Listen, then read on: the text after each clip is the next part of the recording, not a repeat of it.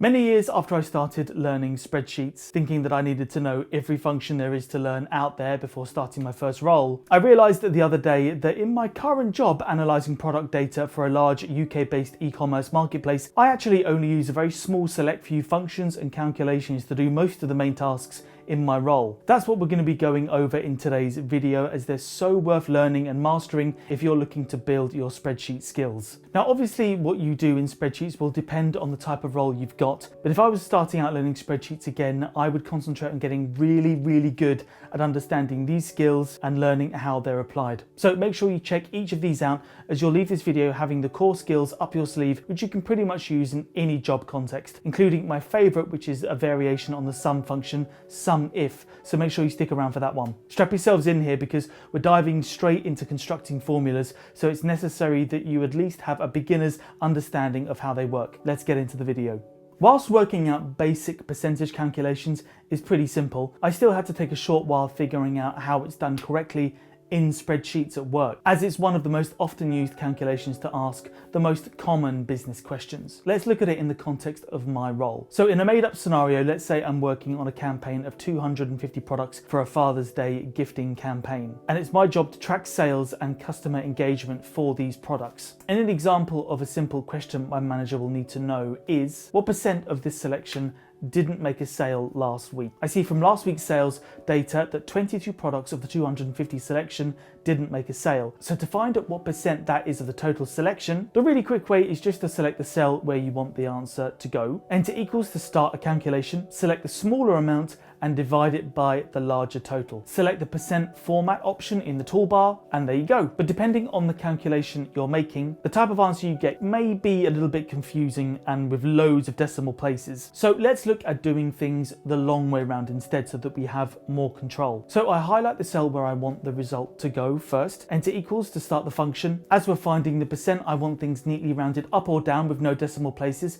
so I enter round to start things off, open brackets to start the sub calculation we're going to be doing first, select the smaller number of zero selling products first, enter a /, which is the divide operator in spreadsheets, select the total campaign amount to divide the smaller by this larger amount. Now close the sub calculation with another brackets, enter the multiply operator, which is an asterisk, to times this by 100, separate these arguments with a comma, and then enter 0 to instruct that we want no decimal places in the answer. Now close the formula with a closing brackets, and we want the result to appear as a percentage, so enter the ampersand symbol and in quotation marks the percent symbol. The percent symbol is recognized as a text string, so it needs to be in these quotation marks. Just before we go any further, please consider subscribing to the channel for more content on self-improvement, productivity skills and workplace skills. Let's get back into the video. The next progression on from this in our percentages chapter is all about working out the difference between two amounts, which is the bread and butter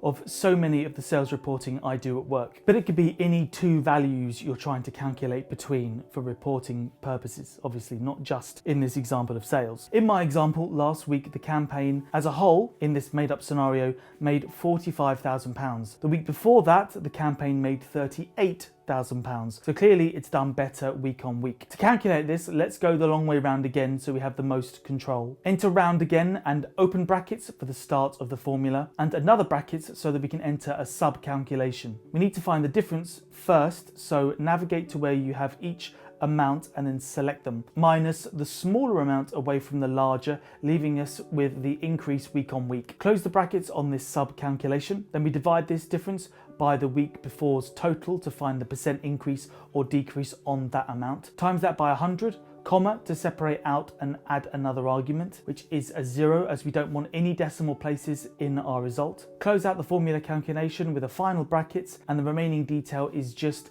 the instruction we know, which tells the system that we want the result shown as a percentage. And there we go. So I use this function every day. The VLOOKUP function will conduct a vertical search down a column for data that corresponds to a search key you specify. This is a staple of most roles working with spreadsheets that need to consolidate information together from different sources. It also automates tasks where you're working with really large data sets too. And to do things manually would sort of be impossible. Let's have a look at an example. Here I have staff names in a small summary table, and I want the staff IDs to appear in column B. I've pulled in all the staff data from another source found in this tab here. As you can see, there's loads going on here. Rather than manually going and finding what I need, what corresponds to the staff's name, and pasting that over, select the first cell where I want the ID to appear in, enter VLOOKUP, open brackets, and select our search key, which is the staff member's name we're starting with. I head over to the source data with all the staff IDs, and I highlight the field in which I want the system to search through. Bear in mind, the first column you need to highlight must also be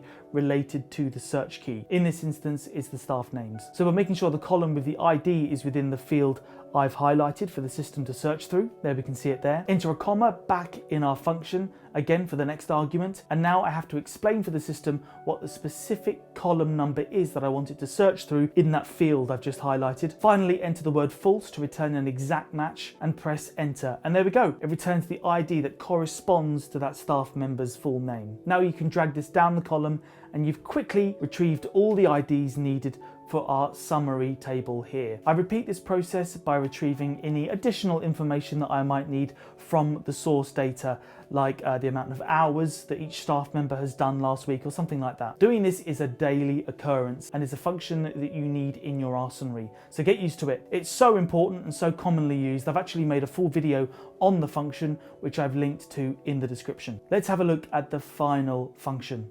Okay, so if you've made it this far in the video, well done. We're going to cover one of my favorite functions, which is a progression on the standard sum function, and that's the SUMIF function. Essentially, we're instructing the system to only add results if they meet a criteria I specify, instead of the regular way a sum function will just add together the cells or range you've specified. Quick side note, this function is the cornerstone of all monthly budget trackers when you need to add up spending categories, so it has lots of uses outside of work too. So in this made up product sales example, I want to add the campaign totals to a summary box here. Select the cell where I want the answer to appear. We're looking for Father's Day campaign sales only at this point. Enter the SUMIF function, select the letter of the column range which contains the first range I want the system to look through, which is all the campaign names. Now the criteria must be entered in apostrophes. Initially I thought, okay, that's because it's text, but no, apparently you just do that to denote the criteria the system must use. Add another comma to separate that argument from the next. And finally, because we're searching for campaign sales, I select the entire column of sales. Press enter and there we go. It's found me the total raised from all campaign products. Honestly, that function is so useful, then there's so much scope for how it could be used. Perhaps you want to just add together all the hours a certain staff member has done in your team. That's another example, but the possibilities are endless. Learning those skills we've covered and the various ways they can be utilized will massively increase your confidence going into various roles, as at least for me, they're used every single day. I hope you found that useful. Please like and subscribe, and I'll see you soon for another video.